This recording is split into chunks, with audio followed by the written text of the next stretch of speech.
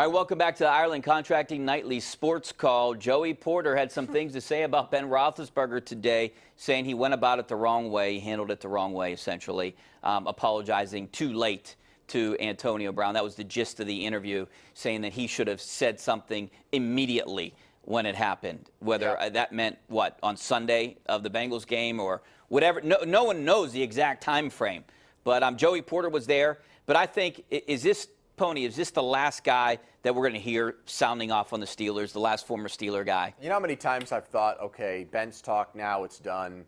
This guy's talked, it's done. Somebody will come out of the woodwork here. Mark Tavis will do it like exclusive. Yeah, it could be Mark Tavis, right, Bryant. And it'll bring this all back to the surface.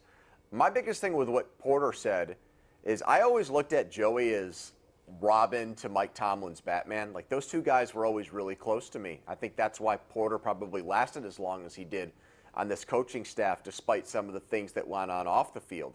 And so I just wonder, if Joey Porter feels this way about Ben, does Tomlin feel the same way? Those two guys are very like-minded in a number of ways.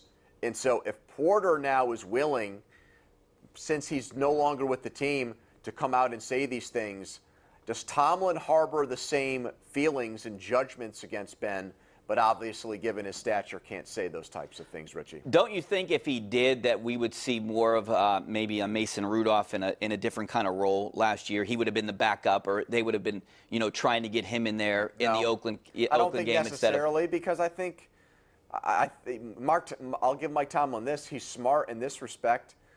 You might have and this is all speculation. Couldn't Mike Tomlin say we don't want to re-sign him to an extension if he was? Well, you think Mike Tomlin wants to go and take his chances with Josh Dobbs and Mason Rudolph? No, I mean, I'm not saying that Tomlin. If Tomlin has issues with Ben, I don't think that they're bad enough or strong enough or big enough to want to jettison Ben and push him out the door.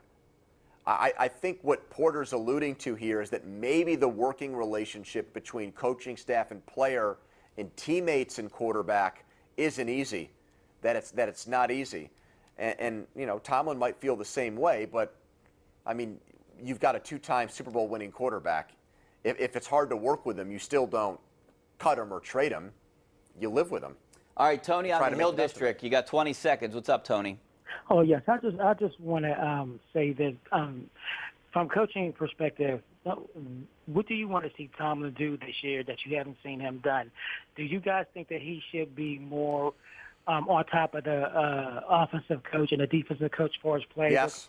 Yeah, I'll let you handle that. I don't want mixed messages with Keith Butler and Mike Tomlin. I think Tomlin should call the plays on defense. That way we know who's to blame and who's to credit when things go right and wrong. All right, we got to take a break. Back with more of your questions and to wrap it up the show. Coming up next. Stay right there.